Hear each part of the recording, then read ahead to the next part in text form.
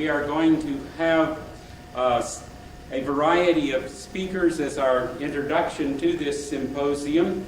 They are going to tell us about some new techniques in infrared spectroscopy for studying surfaces, as well as some techniques that are standard techniques and give us new information about the surfaces of catalysts.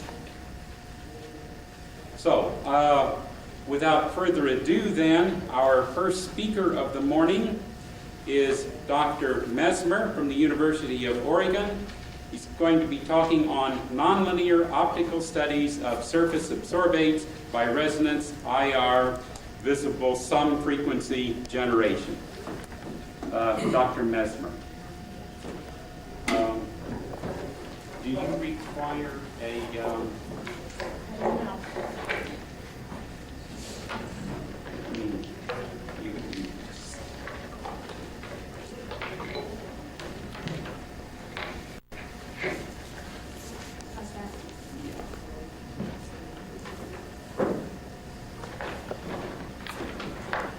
Good morning. Today I'm here to tell you about some interesting work we've been doing at the University of Oregon under the direction of Geraldine Richmond. This lab has previously been mostly involved with doing second harmonic generation of the metal vacuum, metal electrolyte interfaces, and the semiconductor electrolyte interfaces. And we've been expanding our research to involve the very powerful technique of some frequency generation. And we have used that technique to study adsorbed species on metals. First, I will tell you the outline of my talk today will be to discuss some of the motivation behind studying these systems. The system that I want to study is Langmuir Blodgett layers on the gold 111 surface, and I'll tell you a little bit about that system. And then I'll tell you about the technique that we use to study this system. We use some frequency generation, as I mentioned, and we do rotational anisotropy measurements of the some frequency signal. Then I'll tell you some results and conclusions. The molecules of interest that we're going to be looking at, I want to show you here, are octadecane thiol, which is a 18-carbon chain with a thiol group, which is actually chemisorped onto the gold surface, and stearic acid, which is a physisorb process onto the gold in the same number of carbon atoms. Why are these interfaces important? These interfaces, I'm sure you all know, are becoming very important in nonlinear optical devices, electronic devices, and are very useful for coatings and lubricants. These interfaces have been extremely well studied, as shown by the number of papers in the symposium, by FTIR spectroscopy, where you can learn about the angle of molecules binding to the surface and the orientation and their bonding. X-ray diffraction. Oops.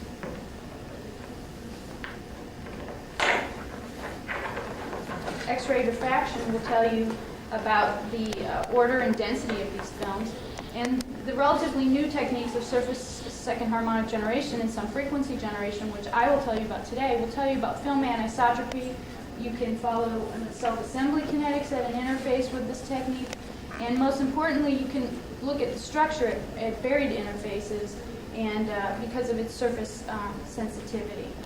So what we want to do is we want to look at this system and investigate the effect of resonance on the nonlinear susceptibility of our surface. And using that, we'll be able to find out about the interaction between the metal and the adsorbate layers. And we want to also look at the effect on the metal as a function of layer number put on the metal.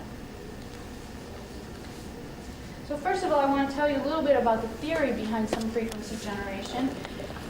Some frequency generation is the phenomenon in which you get a third wavelength of light out when you put two different wavelengths in on a surface or a non-central symmetric medium.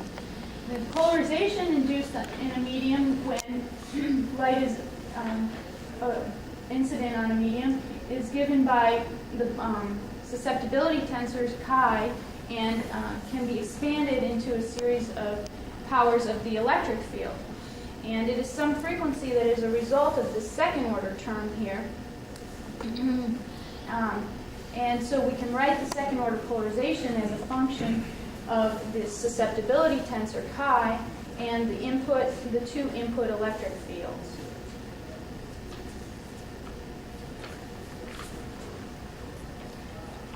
So from this polarization equation, we can figure out what the intensity of some frequency light that should come out will be, and we go as the square of this polarization field and with some Fresnel factors along with it. And what we want to study particularly is the susceptibility tensor, chi, and we can see that this, the intensities of the sum frequency can lead directly to evaluations of this susceptibility tensor.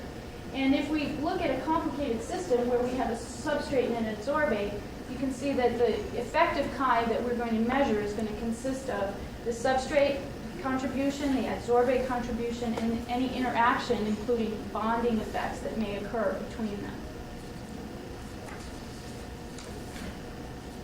And one very interesting and useful part of some frequency generation is that when we use one wavelength that is possibly in resonance with some part of our system, we can actually tune one of the wavelengths through that region and watch an absorption or as resonance is approached. And this condition can be understood by looking at the molecular hyperpolarizability, beta, which is, this thing doesn't like me. The molecular hyperpolarizability, which is given by this equation here. And you can see, I'm going to take this thing off. Can everyone hear me? I'll talk extra loud. You can see as we are tuning the wavelength of one of the frequencies of light, as a resonance is approached, this molecular hyperpolarizability will increase greatly. So what we can do is actually tune through the wavelength and actually do IR spectroscopy on a surface. This molecular hyperpolarizability is related to the macroscopic polarizability by this equation, where n is the number of molecules in your system, and the brackets denote an orientational average over all the molecules. So basically what we're going to get is a signal that looks something like this, where the peaks represent resonances with molecules on the surface. And another important thing to mention about some frequency generation is that you're doing IR spectroscopy, but the resulting some frequency signal is at visible wavelengths, and so it makes detection much easier. Before I go on, I want to explain some properties of light at surfaces, which a lot of you may be familiar with, but it will simplify my talk later on. Two polarizations of light can be incident on a surface. P polarization, where the electric field vector is is parallel to the surface normal, and S polarization, where the electric field vector is perpendicular to the surface normal. What's important to notice about this is that you can see that the P light will have, which lies in the XZ plane, will have components in both the X, along both the X and the Z axis, whereas S polarization, which lies in the XZ plane and travels in the X direction, will only have a component along the Y axis.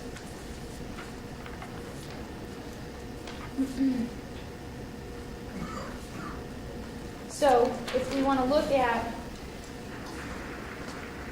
what happens at a surface when we have these two different types of polarization, when you look at P light impinging on a surface, we see that when it undergoes its 180-degree phase shift at a metal interface, you see that the electric field in the crosshatch region will constructively interfere and create a large electric field at the surface.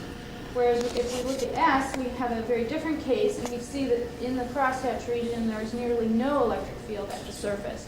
And this becomes important in our some frequency generation because we'll be able to use polarization to actually selectively probe the resonances of our system. Now, the molecular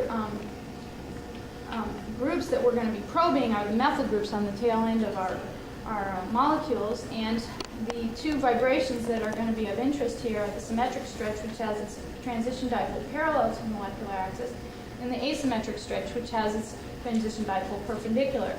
And you can see that if these molecules are tilted along the surface, which they are believed to be, we'll have some component of each of these transition dipole along the z-axis.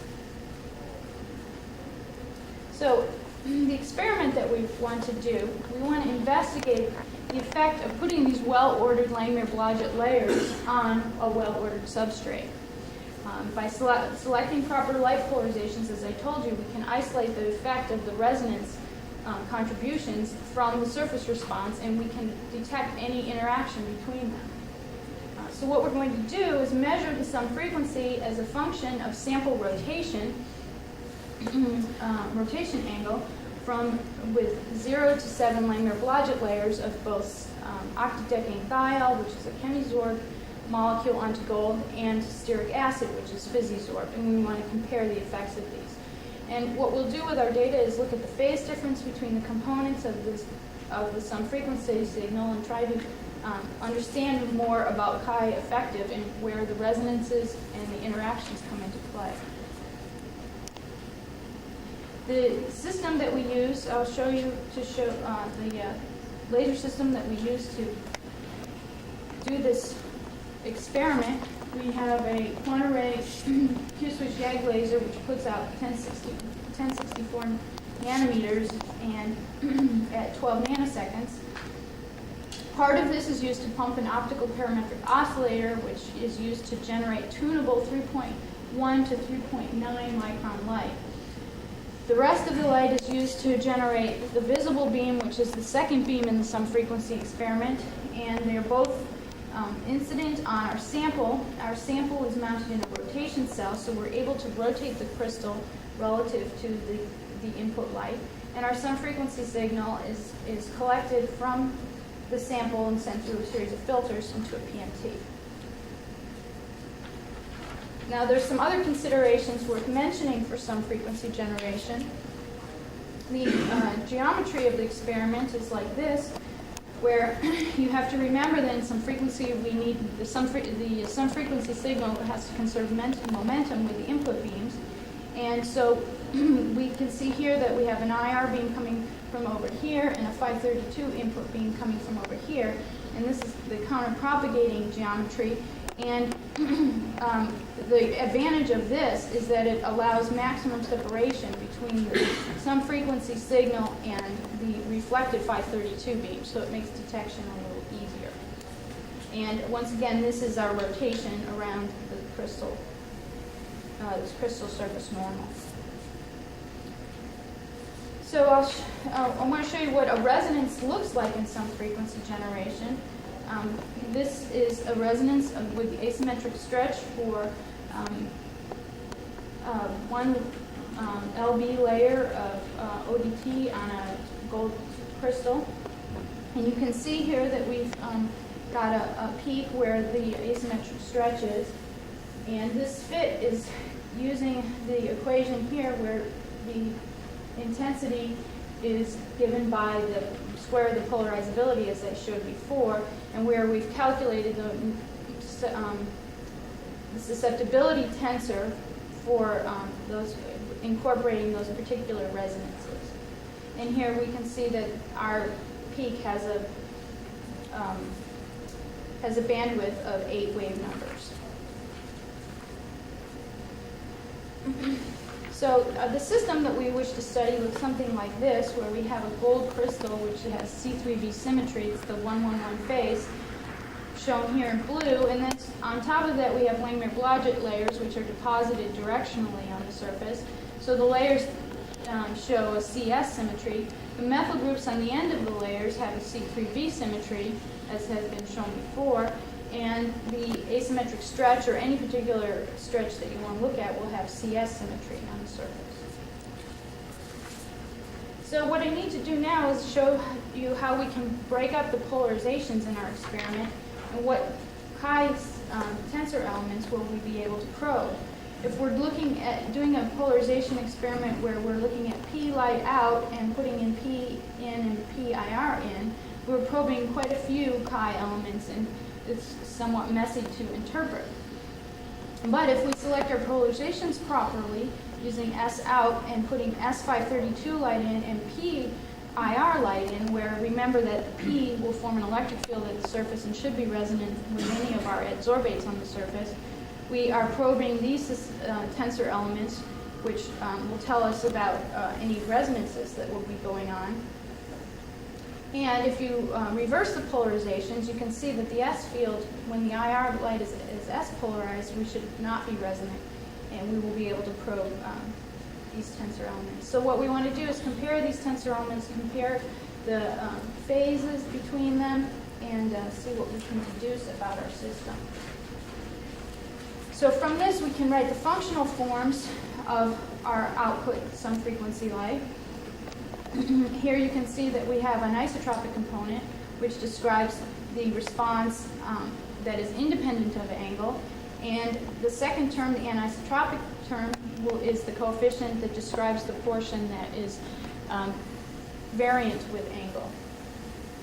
And so you can see for this polarization experiment, we also have two components, A and C, the isotropic and anisotropic, and also for the reverse polarization experiment. So what we can do is take this data and fit it to this equation, A plus C, where A and C are complex quantities and therefore have a phase difference between them of delta, or gamma. So here's some results of our sum frequency studies. First of all, this top graph will show you what it looks like when we have Langer-Blodgett layers on polycrystalline gold, which should have no response at all, no anisotropic response at all from it. And so we're seeing what looks to be CS symmetry for the anisotropic, for the asymmetric stretch. And then below is a clean gold surface, and this shows distinct sum frequency signal from a threefold C3V surface. And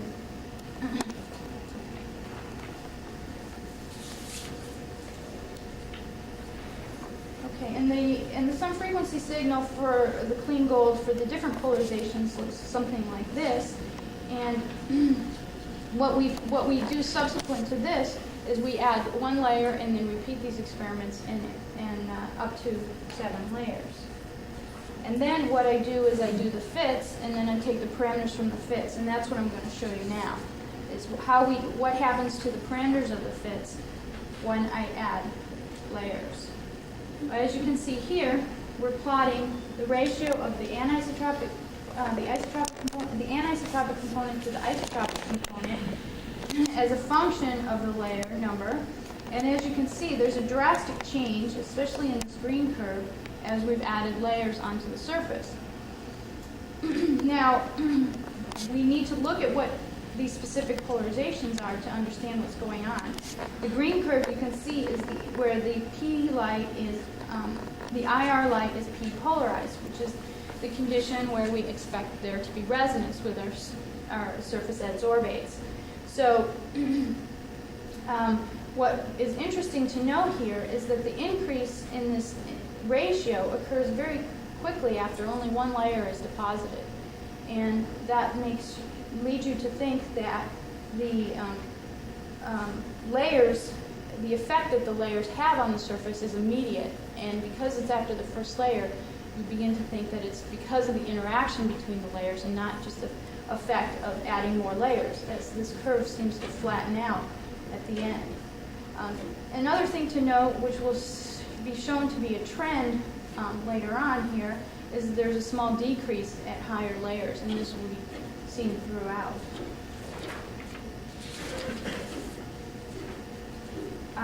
Oh, yeah, I forgot to mention this is for ODT, which is the chemisorb molecule. So we're seeing some strong behavior with the chemisorb molecule.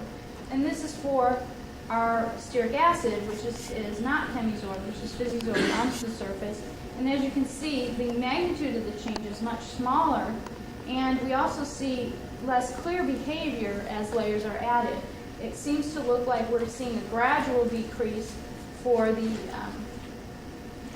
ratio as a function of layer. And it seems to be that the greatest change is observed for this green curve, which is the resonant curve, but it's really not clear if we can draw any conclusions from that. And also, but what's most important to notice about this is it's very distinct from the chemisorb molecule shown previously. And also note that it seems that the ratio returns to values for the bare metal when we get to these higher coverages, as was noted earlier. So the other parameter that we plot as a function of layer number is the phase angle, which is the difference in phase between the anisotropic and isotropic component of the light. And here we see something for ODT, which is the chemisorb molecule. We see something very drastic as well. Here we see that both the resonant and the non-resonant components seem to change greatly as we've added layers. In particular, notice that after one layer, most of the change has already occurred, and with subsequent layers, very little change is occurring. This also leads us to believe that it is interaction between the two, and possibly because of bonding that is occurring. And the PPP experiment shows no change at all, as would be expected. Once again, as I mentioned before, we're still seeing this small increase as a function of layer number as we get to the higher layer numbers. And we're beginning to think that this has something to do with some disorder that's coming into the layers, or some kind of destruction of the layers, which is quite possible as well, which may be occurring from our laser. So that was the phase angle for the chemisorb molecule, and this is the phase angle for our physisorb molecule. As you can see, what's most important about this is the phase angle is changing in a different direction than it was for the chemisorb. Phase angle is completely changing to greater numbers. As expected, the green curve, which is where the IR light is p-polarized and should be resonant, we see the greatest change as a function of layer number. And this is very distinct from the chemisorb molecule.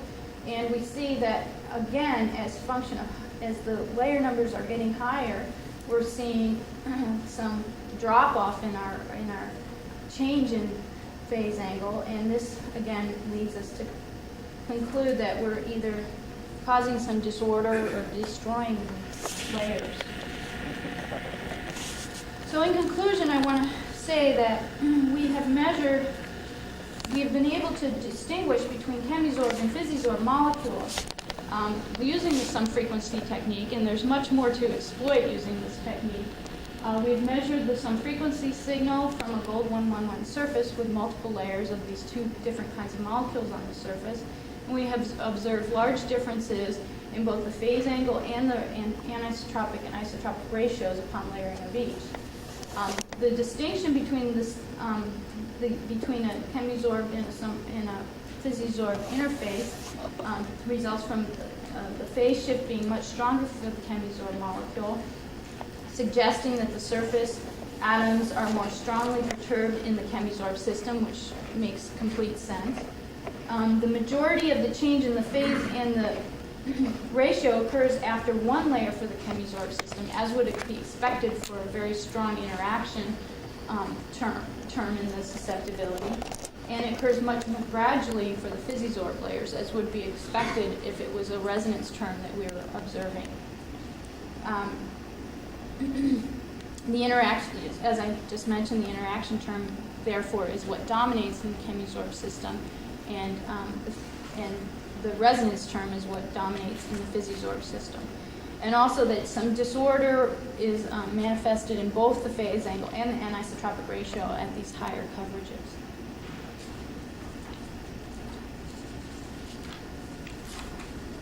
I'd like to acknowledge the Richmond group, in particular Eric Wong, who's now at PNL, who helped to build the system, and Andreas Friedrich, who helped to get the sum frequency experiments going. John Comboy, who is there for useful discussions, And the LB deposition was partially carried out by 2 undergraduates, Mark Cully and Henry Aho, and the funding comes from NSF and ONR. And thank you for your attention.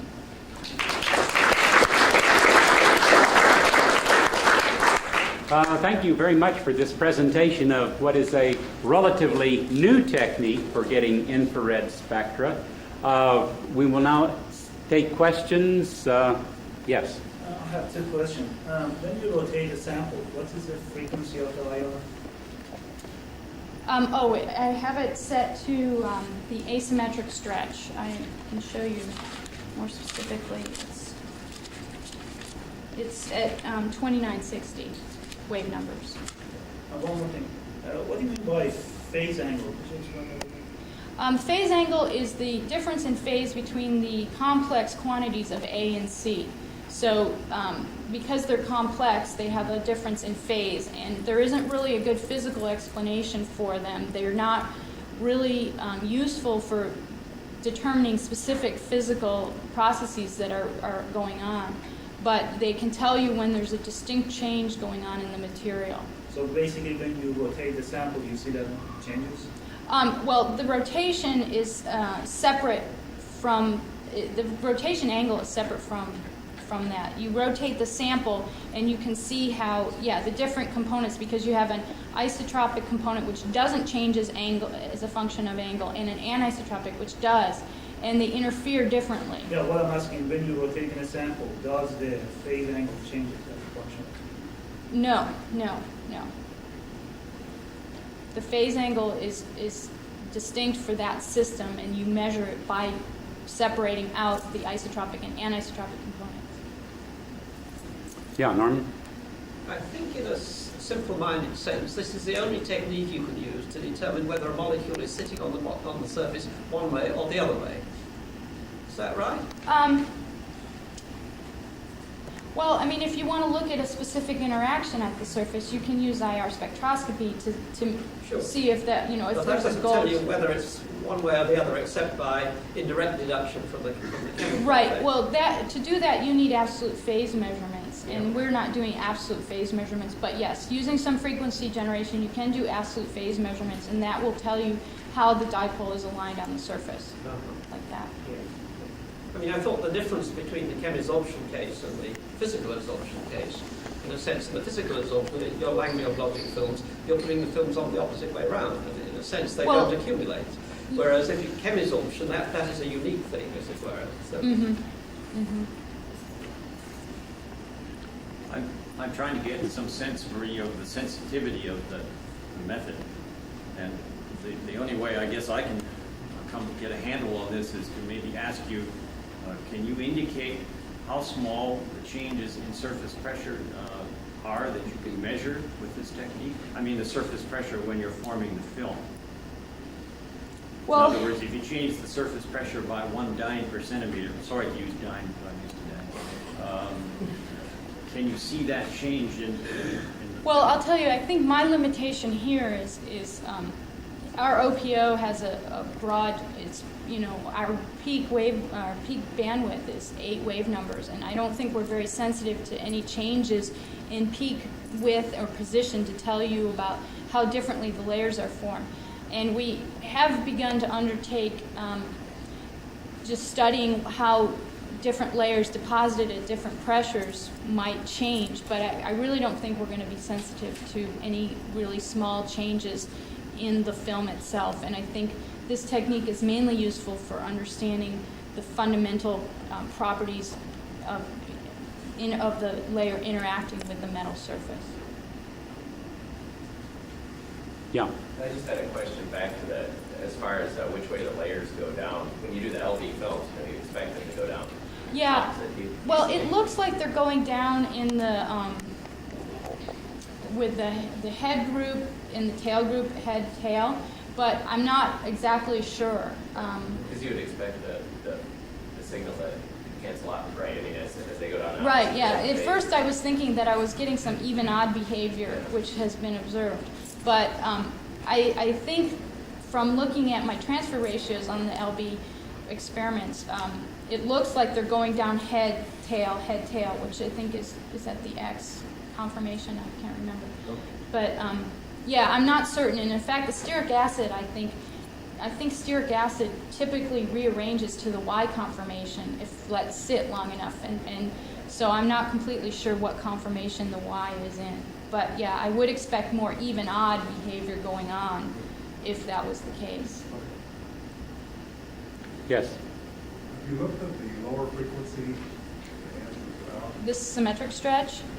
Yeah. No, I haven't done these experiments with that stretch. I don't seem to get as good a signal off of that, which has something to do with the tilt angle, I guess, of the molecules on the surface. But I would expect to see something similar. You could be able to observe something with all more or less pointing in the same direction. Right, yeah. Do your results always indicate, are they either standing upright? I mean, what happens if they're, leaned over and flat? Well, I still, especially for the asymmetric stretch, I still get some component along the z-axis. So that will work. If molecules are laying flat on the surface, there is no component for the symmetric stretch, and it has been observed that you don't get any signal from the symmetric stretch if they're like that. And if they're completely normal, you don't get any from the asymmetric stretch. And so I assume my molecules are somewhere in between, which typically for ODT, I think the angle is 34 degrees, which would make sense because I do observe intensities from both, but one is much stronger, and that's the one I chose to do these experiments at. Yes. Does gold generate or contribute any signal to? Oh, yes. The signal from gold is huge. In fact, it's larger than our sample, or the layers.